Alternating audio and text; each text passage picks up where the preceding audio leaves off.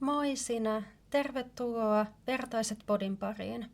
Jos sua kiinnostaa mielenterveys, itsetutkiskelu, henkinen kasvu, itsensä terapointi, itsesi ja ihmisyyden ymmärtäminen, niin tää ei ole huonoin mahdollinen kohtaaminen ja paikka, missä sä voisit olla.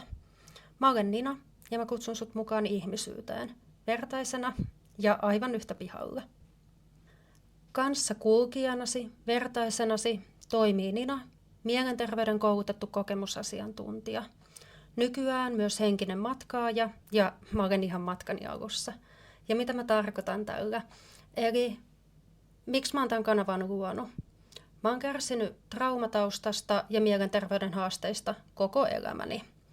Ja mulla on ikää 34 vuotta tällä hetkellä ja ainoastaan mun selviytymisstrategiat on elämässä vaihtunut.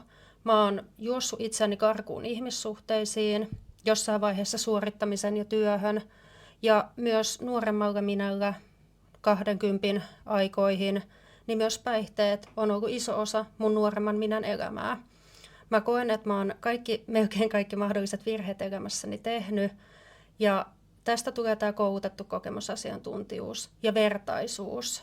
Että mä tiedän, miten ihmismieli toimii oman kokemuksen kautta, ja mistä mun on sitten seuraavaksi hyvä puhua, on se, mitä mulla on tapahtunut. Niin kuin mikä on jollain tavalla muuttanut tätä mun elämänkatsomusta ja elämänperiä ja mitä vertauksia halutaankaan käyttää, niin mun tietoisuus on laajentunut ja mä tarkennan täällä itseni kohdalla, että mä tarkoitan, että mun egotietoisuus on laajentunut. Musta tuntuu, että mä tiedostan itseäni paremmin ja ihmisen viheliäisyyttä, samaan aikaan ihmisyyttä kauneimmillaan paljon paremmin. Ja musta tuntuu, että mä oon saanut jonkinlaiset tietoisuuslasit päähäni, mitä mä en enää saa pois. Ja tämän myötä mun tarkoituksena on haluta matkaa vaan syvemmälle ja syvemmälle muhun itseeni ja ihmisyyteen. Ja mä kutsun sut mukaan tälle tutkimusmatkalle. Mikäli sä kuuntelet tätä mielenterveyskenen ihmisenä ja pohdit, että apua, mitä tämmöinen henkisyys on, että onko tämä sittenkään mun juttu, niin ei hätää.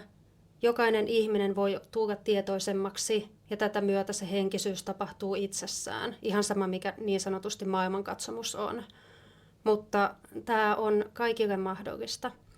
Ja mun on hyvä sanoa, että kun tämä tapahtui mulle vuonna 2024, kun ihminen astuu tähän henkisyyteen, niin moni meistä, minäkin, törmää liialliseen tiedon määrään, mikä on vähän liian korkealentosta. Eli toisin sanoen se, että joku, joka on paljon pidemmällä, puhuu sillä samalla kielellä, mitä asiaa jo ymmärtävät niin kuin käyttää. Mutta sitten siihen on tosi vaikeaa tulla mukaan, kun itse on vielä ihan hämillään vasta matkansa alussa. Mä samaistun tähän vahvasti ja mä haluan tarjota matalan kynnyksen kanssa kulkemista ja yhdessä oppimista. Myös se, mikä tässä on vähän niin kuin vaikeutena, on semmoinen runsaus, mitä kaikkia eri vaihtoehtoja, mitä kaikkia erilaisia maailmankatsomuksia ja menetelmiä on. Ja se on tosissaan todella niin kuin suuri maailma. Ja mun tarkoituksena tällä podilla on oppia itse jatkuvasti lisää ja tarjota semmoista matalaa kynnystä ja semmoista ymmärrettävää selkeää kieltä näiden asioiden ympärillä. Oppia sun kanssa, mahdollisesti opettaa. Ja mä oon mielettömän innoissani. Mä oon pohtinut sitä, että miten mä haluan jakaa tätä kaikkea ymmärrettävästi suomen kielellä. Ja mä myönnän, että mä oon sen tyyppinen ihminen, että mä opin paremmin, kun mä pyrin niin kuin, jakamaan sitä tietoa eteenpäin. Ja mä haluaisin sanallistaa tätä kaikkea. Tää podi tulee sisältämään mun omia huomioita itsestäni, ihmisyydestä, oppimaani kirjallisuudesta, muilta ihmisiltä. Ja tää Vertaiset podi alun perin lähti sillä ajatuksella, että mä olisin koulutettuna kokemusasiantuntijana puhumassa koulutettujen kokemusasiantuntijoiden kanssa heidän tarinoistaan, mutta kun 2024 mulle tämä mun henkisyys jotenkin avautui, niin mä tajusin, että tässä on myös jotain vertaisuutta. Mä oon käynyt kasvupiireissä ja mä huomaan, että vaikka mahdollisesti vähän menetelmät sen henkisen kasvun ympärillä vaihtuu, niin ihmiset käsittelevät tosi paljon samanlaisia teemoja. Jokaisella on jotain mielenterveyden haasteita, jokaisella on samoja pelkoja ja ajatuksia, mutta selviytymisstrategiat on voinut olla niiden kanssa erilaiset.